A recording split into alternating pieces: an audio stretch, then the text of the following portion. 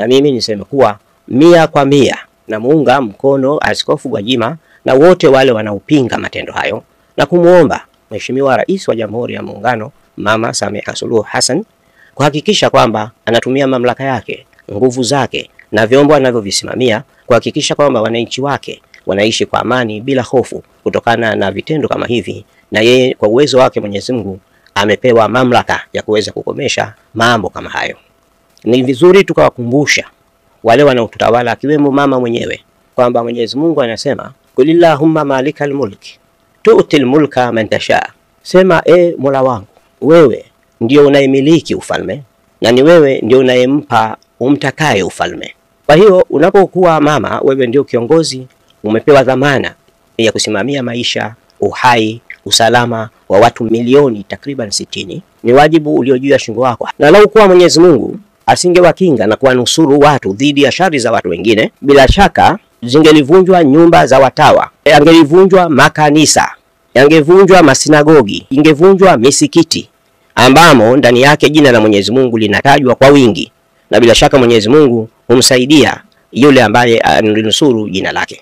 Yeye ndio mwenye nguvu kubwa kuliko zote. Aya hii inakataza kuvunja masinagogi, majumba ya watawa na makanisa na misikiti. Sasa wewe ambaye unachukia kanisa, wewe ambaye unachukia kuona kanisa, basi nenda kavunje.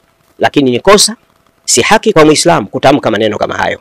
Kila Muislamu angependelea watu wote wawe Waislamu. Kila Mkristo alitazamia Waislamu wote waingie katika Ukristo. Hivyo ndivyo ilivyo tamaa ya wahubiri wote. Askofu Gwajima kuna kipindi amepata kutamka kwamba misikiti katika muda mfupi itageuka kuwa Sunday schools, akiwa na maana kwamba Waislamu wote watageuka, watakuwa upande wao, na katika misikiti kutakuwa na Sunday schools ndio zitakuwa watu wanasomea, kwa sababu Uislamu utakuwa haupo. Hiyo ndio tamaa ya kila aliyekuwa Mkristo mhubiri, na hiyo ndio tamaa alionayo kila mhubiri wa Kiislamu. Kwa hivyo basi ni kosa kufunga kanisa kwa sababu Qur'ani inakataza.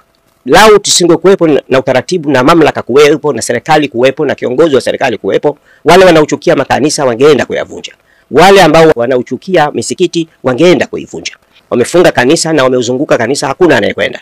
Tunaiomba serikali, tunamuomba mama kwa heshima zote aondoe hili chuki ambayo imepandwa, na yeye ni kiongozi, anapaswa kuhakikisha anasimamia haki ya kila mtu, na tunachukulia kuwa kufunga kanisa ni kuwanyima watu haki yao ya kuabudu, na hilo ni jambo ambalo halikubaliki kidini kama Muislamu, kiinchi, kimadaraka, kimamlaka kwa mujibu wa katiba, na huo ni jambo ambalo linaleta chuki kwake rais binafsi na kwa serikali kwa ujumla wake.